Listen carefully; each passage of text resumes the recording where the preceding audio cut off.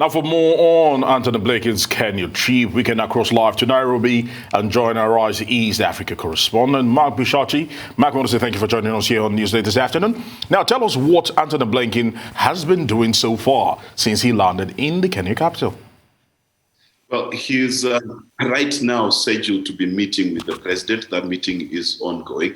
Before that, he met a group of activists and different players of Kenyan society to discuss the issues of democracy, as you had there. Especially, he even mentioned about how the United States is not immune to fake news, to the ravages of corruption within the political cycle, obviously alluding to the necessity of having stable elections both in Kenya, because Kenya is due to have an election in August next year, but also inferring to the regional instability that we are seeing. Ethiopia, of course, is at war. The civilian rule was overthrown in Sudan. You've got Somalia, which is busy trying to climb the ladder out of the pit of war. So all of this was significant in the sense that we need to look at the realities of democracy in the region. He also talked about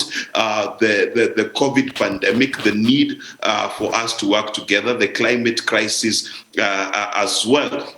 Now, at this point, it is important to note that Kenya is part of the United Nations Security Council and will be for this term. And therefore, the expectation really is about the Secretary of State continuing to discuss not only regional matters, but also matters that affect the United Nations Security Council. And can you tell us more about the push for a more diplomatic solution to the conflict that the Tigray region is experiencing in Ethiopia? Well, you know that our president had a meeting with Prime Minister Abiy, and in which the little that we know is that there was discussions about how to bring lasting peace to Ethiopia and finding a political and a peaceful, amicable solution out of it. Now, of course, this will be top on the agenda. The United States has been very clear on this particular issue, and arming either side is not on the table. So the only solution would be a peaceable political solution towards the violence that we've seen in Ethiopia. All right, Mark, how significant is this relationship between Kenya and the U.S.?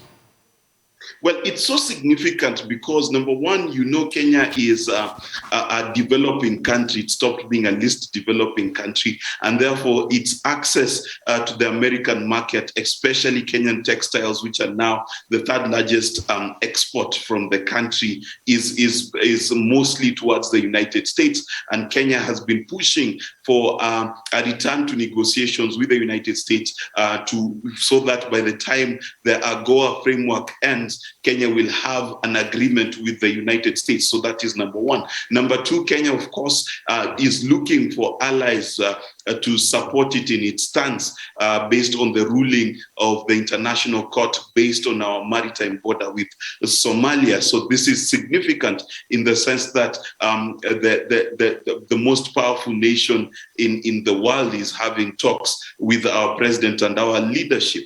Again, you've got the issues of regional peace and regional stability. As you know, Kenya is busy involved in various infrastructure projects that lead and terminate in Ethiopia, and trying to work with regional players to make Kenya an infrastructure hub. So all of these things are very critical. Not to forget that we also have American companies that are interested in certain Kenyan projects, and this is something that the president will push, as he has done in the past, to ensure that there is American money being used to build infrastructure in the Republic of Kenya. So this is very critical for the country.